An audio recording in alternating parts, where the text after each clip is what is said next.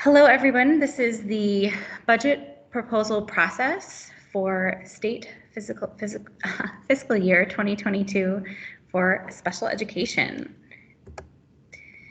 So to start us off with, we thought we would acknowledge the funny year we've had. At least it's a funny quote. It's not a funny year, but an odd year of what we've been doing at home with our kids. Some of us have been homeschooling. All of us have been dealing with students and teachers in education. So just a funny quote to start us off. As we move from FY21 to FY22, here are some deadlines to keep in mind. So the end of FY21 is June 30th of this year. So for all of you that have professional contracts out there, APAs, any books that you've purchased, any materials that you've purchased, anything that you've purchased here, an invoice needs to be received to agency finance accounts payable by July 15th. And that gives them the buffer time to be able to pay all these invoices and then do a closeout. If you are an authorized rep for a grant, the OGAN invoices are due July 31st, 2021. So a little bit of a different schedule there. And if you still have work left to do, if you have a small project that you're going to be doing in May or in June, the last day that you can submit an APA, which is a contract that's under $5,000, is due to be in SharePoint with a scope of work and budget provided by May 1st, 2021. For those of you who are looking at doing some new contracts or are going to be amending a current contract that you have, the deadline for starting work by July 1st, the deadline to put them in SharePoint is May 1st. So if you want your contract to start July 1st with no gap between a current contract, or if you want the work to start by July 1st on a new contract, it needs to be in SharePoint by May 1st. Luckily, we were just informed that the SharePoint site is up and ready. So if you have amendments and scopes of work that you're going to be working on, those can get in right away and let the contracts unit have a head start on your contract. As a general reminder, any funds not spent in an individual budget are returned to the General Special Education Fund. And many of you may have extra funds or unspent funds this year because of the COVID. And this also includes balances in contracts and grants crossing fiscal years. So just a reminder that they don't roll over, but they just come back. And specific project funds do not carry over from year to year. So if you were planning on doing something but couldn't because of COVID, please resubmit that request in your budget proposal. So kind of looking at the overall timeline for our division and then the agency. So on March 16th, we distributed the instructions and forms for the budget process for FY22. And then we are having our budget process brown bags. By April 19th, please save all of your budget requests into the G Drive, including the narrative, a one-pager if applicable, and your budget Excel spreadsheet. Please save that in your individual folder in the G Drive so that all supervisors have access to review them and discuss them with you. If you need an extension on that April 19th, please talk to your supervisor. Between April 19th and the end of the month, proposals will be reviewed by supervisors, and then by mid-June, staff can expect to receive final approved budgets. Agency-wise, around May 15th, that's when it usually is. The division budgets are due to agency finance, and then Robin and Eric will present our complete division budget to the commissioner in early June. All right, so I'm going to go ahead and stop sharing the screen and move to our Word budget, as we are going to be going through the budget narrative. But just two things here. If you're continuing an improved project, Y and I put pre-populated budgets sheets and spreadsheets into your individual folders into the G Drive, and this is the path to that. You can expect that the beginning questions of your budget proposal name, how long it lasts, what agency and division priorities it is applicable to have been checked, but then those have all been sort of pre-populated for you. The other questions, even if they're the same as last year, will need to be inputted again. And if you're starting a new project, you can find a blank narrative and spreadsheet in the budget and forms templates, which is, they're all in the same area on the G Drive. So I'm going to stop sharing and go to the budget narrative.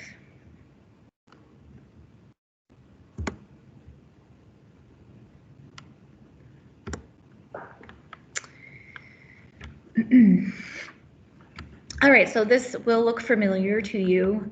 As I said, the first and last name, the unit, the name or title of the proposal, and the duration are all pre-populated for you. The only thing that is not is the how many proposals you'll be submitting, because I would not have no way of knowing that. But if something needs to change, these are all fillable or drop down.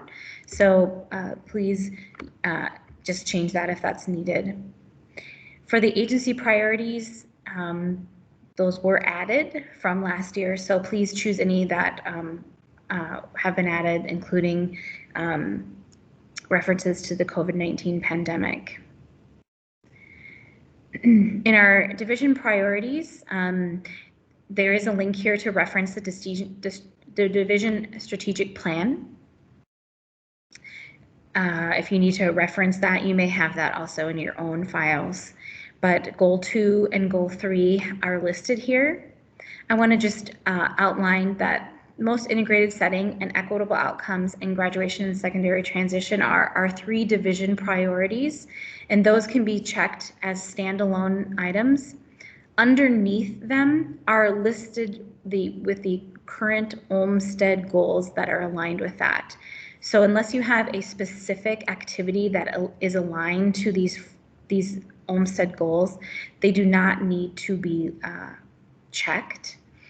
Only the most integrated setting would need to be checked unless you have a specific activity, and the Olmsted leads will know that. And if you have a question, don't hesitate to reach out to your supervisor or to Holly.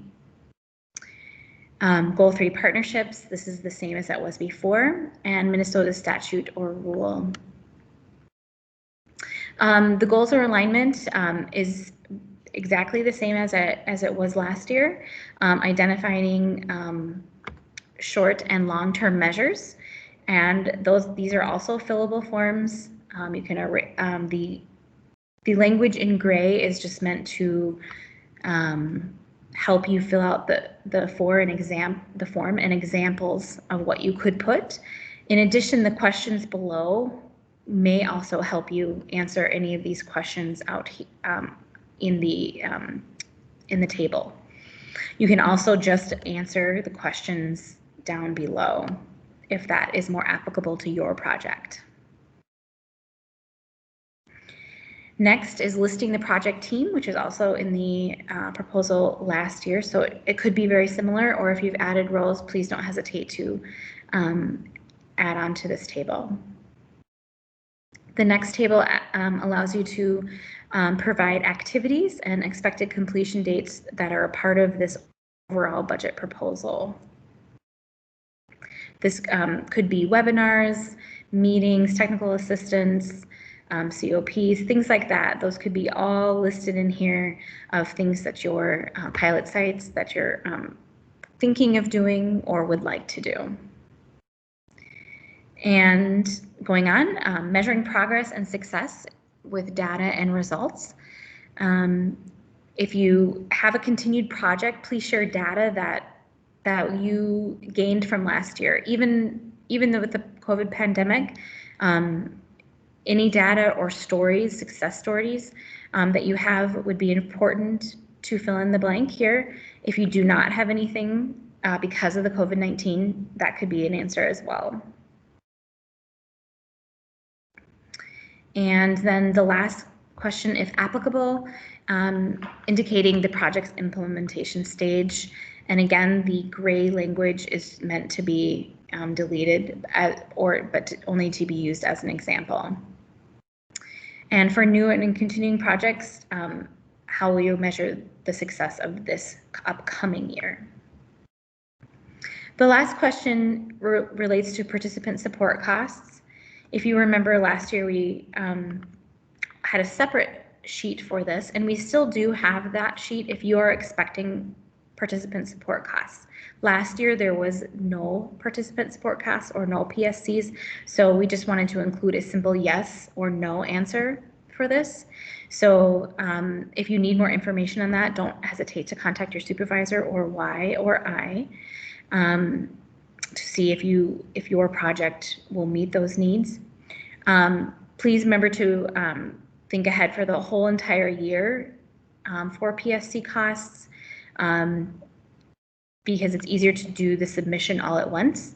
So if you have an activity after June 2021 that you have not had approved, that will need to be a separate step. So please submit all PSC costs for the entire year now.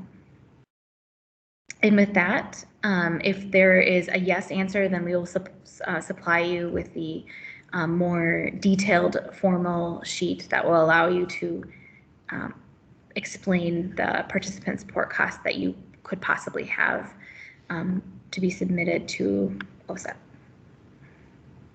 And with that, I'm going to stop sharing my screen and let Y share her screen and talk about the Excel spreadsheet. Thank you, Emily.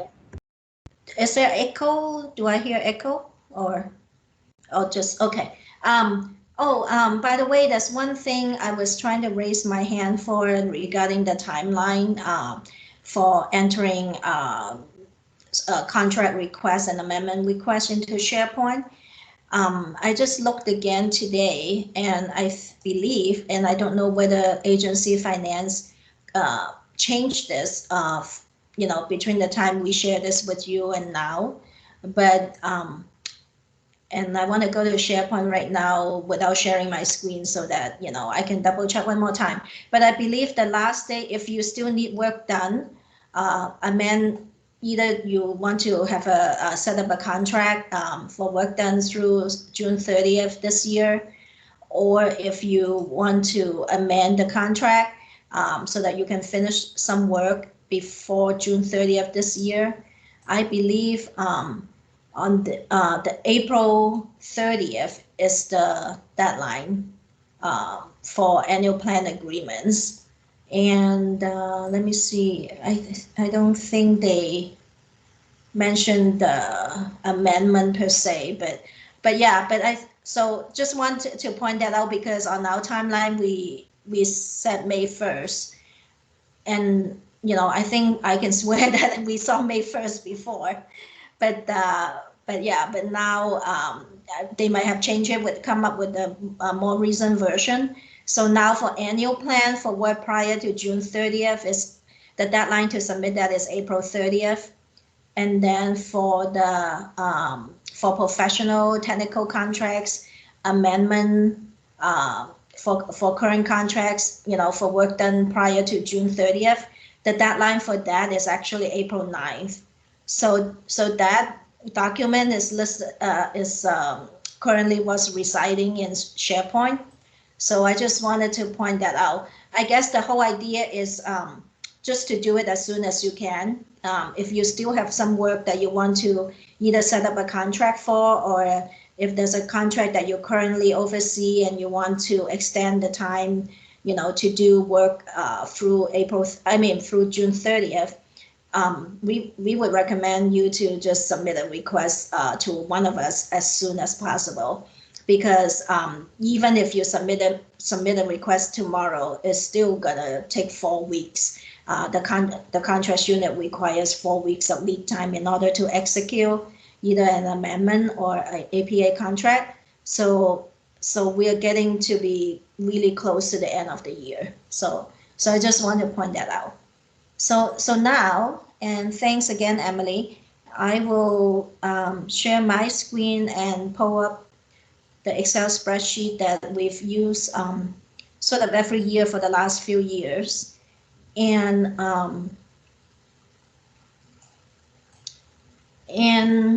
the first version that I want to show you is a version that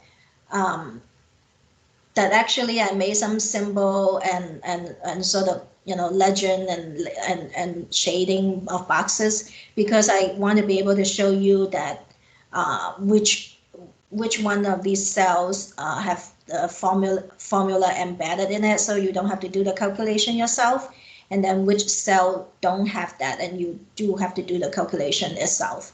But let's start at the top here. This form, as many of you may be familiar with it, you know, and this sort of the same form, like I said, we've been using the last few years. So it shouldn't be something new for you, and it's pretty self-explanatory in general. So on the top here, of course, you have to fill in your name and then your project name. And if you can, when you enter your project name, if you can make them as consistent as possible, you know, if it's a continuing project, you know, just use the same name, and that will help us, you know, sort it and categorize it better later. So we just ask for consistency there. And then there's a couple brief instructions, basically saying that there will be, for all these funding categories below, there will be lines for you to fill in so that you can break out the cost or your budget and list each item separately, and then also give us a total of, you know, for that category, so that the supervisors can see clearly what exactly it is you're proposing, and so they can see both the specific item and also the total cost under that program area.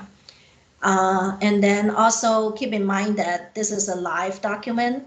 So, or, you know, the one you will be working on will be a live document, will be a live spreadsheet. So it's meant to be editable. You can feel free to either add a row or delete a row, or of course, you know, not messing with the formula, but in terms of the content of what you're proposing, you can feel free to add more rows if needed, or, you know, or if you want it to look sort of neater and delete some row, that's fine too. And every year we would need to calculate the indirect costs for the budget, for every budget that's proposed. The only exception is grant. Grants don't have indirect costs, but we don't know what the indirect cost rate is provided to us by the feds. I mean, the office, I believe it's the Office of Special Education, but they don't really, you know, provide that rate to us until later on in the year, and it's kind of fluctuated, you know, a variance of several months or so. Sometimes it's in August, but sometimes it could be in June.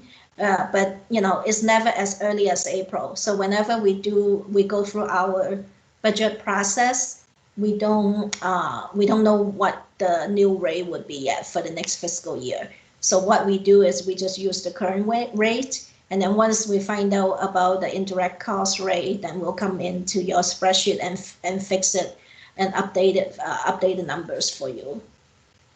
Emily and I will both do that. So as to the form itself, again, this version is to show you, and if it doesn't look very clear on the screen right now, I can show you where to find this document later. But basically, I highlighted places where if you see the sort of the light gray dot kind of cell, then it means those cells have formula embedded in it, and they automatically calculate. But if you see a cell that's shaded with horizontal lines like this one, then you have to do the calculation yourself. And so the categories, the funding categories are on the left, and these are aligned with, if you see the column here, it says with account code.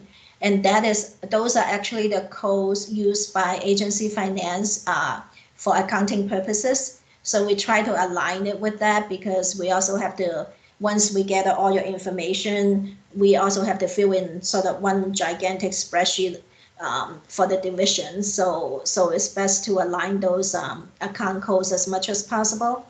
And so, just going down the category, the funding categories here, you have meeting room rental, which is rarely used. So if you have questions about that, I think all the years I've been at special ed, I don't think anyone has kind of come up with a question for this, but I do know that sometimes specialists would want to hold an event elsewhere, or MDE doesn't have the room available, or the kind of room, a suitable room available, then you can, of course, rent a room outside of the building and, have the meetings or training elsewhere. But we ask you to budget for it. So here is something that, for again, the line 18 and line 19 for you to enter the specific items. Let's say if you want to rent a building at the Roseville Library, you can enter it on line 18, and then it will go over here, and the number will you will enter the number here, and then they will automatically calculate the indirect cost for you. But then if you have two venues that you want to rent in the next fiscal year, let's say you want to do the event twice, and another time is at the Thai building, so you can enter it at line 19 here, and then when you go over here and enter it, this particular cell doesn't automatically calculate, so you have to add up the total for line 18 and line 19 and put it in line 17, because the reason for that is, we don't know how many sub cost items that you have for any given funding category. So that's why I said that the document is live, and you can add more rows if you want, or delete some if you want, but you are the only one who can complete the total cost for that funding category. So it kind of works that same way for the rest of the spreadsheet. We have, printing state register total, again, is a category that is rarely used. But if you do have some printing job with MinCore or something that you can foresee, I think that would be the appropriate place to put it. And this is the one that is used by most specialists, any contract, annual plan contract or ProTech contract or interagency agreement. Well, actually, I'm sorry, interagency agreement will come later. But this category is for any annual plan or professional technical contract, or any sole source, or request for funding proposal. Those are just different names for professional technical contract. So so you can, if you want to contract with anyone, you foresee contracting with anyone in the foreseeable future, within the next fiscal year, then this is where you enter the budget item, and then you can, again, sometimes I would see 5 or 6 lines under this category. So feel free to add as many rows as you need. And then computer services, I don't think we have a lot of this either, but what I can, because if it's a license or any kind of online subscription, for instance, like our subscription to Alkema, a lot of those have to go through Minute. So on our own, I really can't think of, a lot of expenses in this category. But if you do come up with sort of one that you don't know how to fit in, whether it fits in here or fits in with the, as kind of a separate separate request through IT, then please come to either Emily or I, and we can help you sort it out. And then the next one is interagency agreement. This is kind of self-explanatory. It's for contracts that's set up between MDE and other agencies within the state. So for instance, the interagency partnership unit set up a lot of interagency agreement, kind of not surprisingly. And for instance, they set it up with DHS or MDH. And so if you foresee that you would need any of those contracts, this is where you put that. And the next one is supplies and books, which is pretty obvious and clear. And then also equipment. Not many specialists that I know of have equipment, but for instance, especially when it comes to the blind and visually impaired area, there are some equipment, that I know Chris orders for the students and so forth. So, but sometimes for accessibility, we would order some equipment, to help specialists to either do accessibility check or to make things accessible for a conference or things like that. So, it could come in here. And then the next thing down is meeting reimbursement. We haven't used this at all in the last year because of the pandemic. There were no meeting held at MDE. But when life goes back to normal, whatever that means, right? When we're back in the building again, and we would invite other participants like teachers, administrators, educators, so forth, to come to attend meetings at MDE again. And we would want to reimburse the mileage and other miscellaneous expense like meal, lunch or something like that. And then we have to set up a PO ahead of time, a purchase order ahead of time to encumber that fund. So you would want to enter those kind of expenses here. NSCE means non-state personnel. I'm actually not sure what the EE stands for, but it simply means non-state personnel and anybody who comes to attend meetings. And then the next three lines are for grants to school district, grants to higher education, and grants to non-governmental organizations. These are pretty set every year. So if you don't have it now, doesn't mean that you can start a new grant. But then, but the first conversation will be to talk to your supervisor about it. And then you can come here, provided you can come up with the program and the timeline, and it's got a, and you get some sort of verbal approval from your supervisor, and then also the timeline works within the fiscal year. Then you can come here and fill this in. And grants don't have indirect costs. That's why these free cells here are kind of blocked out. And other than and then the column total is also automatically calculated. The formula is embedded, so you don't have to worry about doing that yourself. And then last but not least, this is a box for supervisor use only, so you don't have to fill that out. So with that, I'm going to stop sharing this one now, and then try to do a live demo for you on a blank spreadsheet. So let me go and find that one.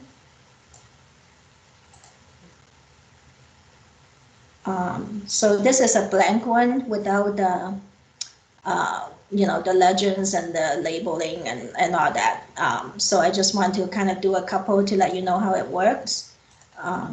Everything is fillable. So for the name part, you just enter your name, and then the project name could be, I'm just gonna say, maybe WLI, which is my unit, workforce and low incidence budget. This is just making up a name. And then you can come down here. Let's say I want to set up a contract to invite someone to come in and talk to our unit next year. So here I would have to come up here and cross this out, and then just put in, if you already know your contractor's name, you can go ahead and put it there. But if not, you can just say something like speaker, and then to talk about whatever it is, speaker for PD or something. And then you come over here and then you enter, let's say you want to do an annual plan. An annual plan has a $5,000 limit. So I want to put it at the max, so 5,000. So you can see the indirect costs and then the total plus the indirect costs are all calculated for you. But if I want to do another contract under this category, let's say I want to do contract number 2, and I come over here and I do this one, maybe it would be a $10,000 contract. And then this is filled, but but as you can see, this pink cell here, which is the total for this category, APA or Protect contract. I mean, that doesn't automatically calculate, so you have to put in 15,000, sorry, there yourself. So, and when you put it in the pink cell, then down here, it will automatically calculate it for you in the column totals. So, so I hope that is kind of pretty clear. And again, if you have any questions, don't be afraid to come to me and Emily at any time, and or just email us and then ask.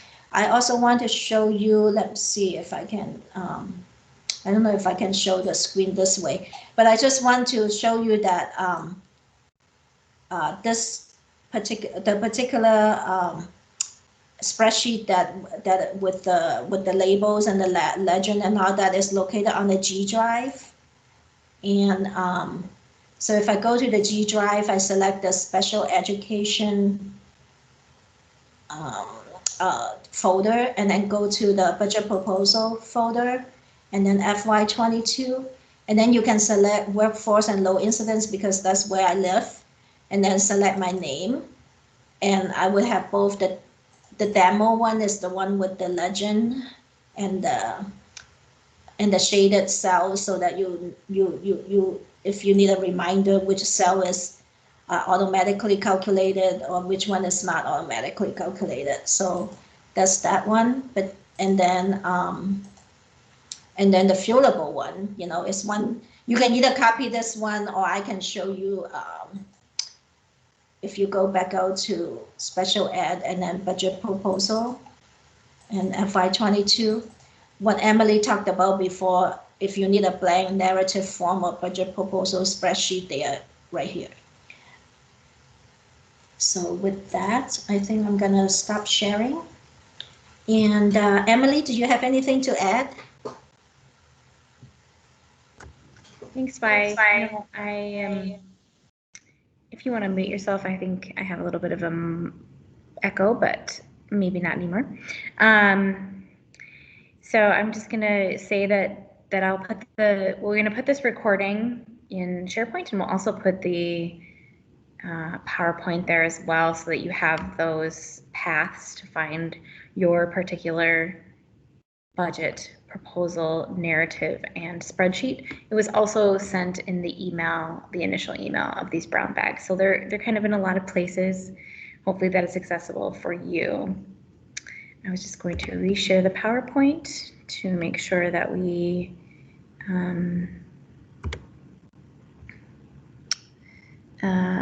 gathered everything that we did. So looks like we are at this blanket PO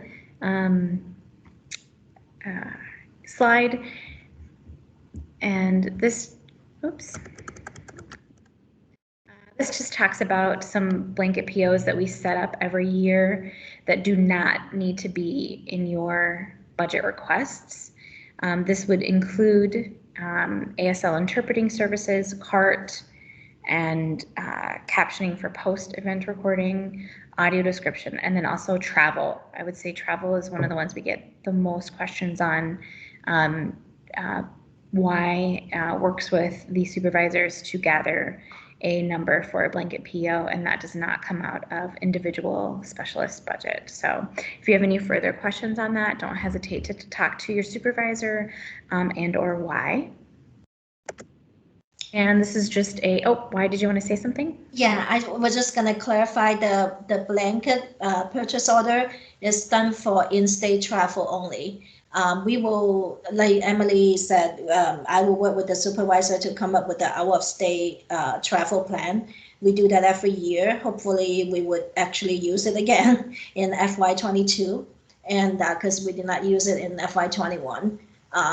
There was no travel, but once this plan is set up, Darren will sign off on it, and I think in the past, the chief of staff maybe also signed off on it. I'm not sure what the new protocol is going forward, but Darren will definitely sign off on it. And then, but each time you take a trip, we still have to submit a requisition for it because there's no blanket PO for out-of-state travel, just for in-state travel. I just want to clarify that.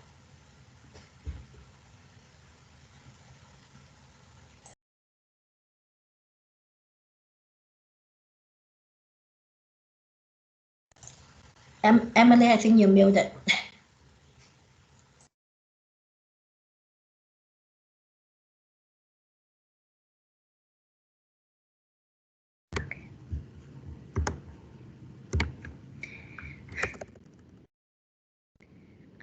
Thanks, Wai.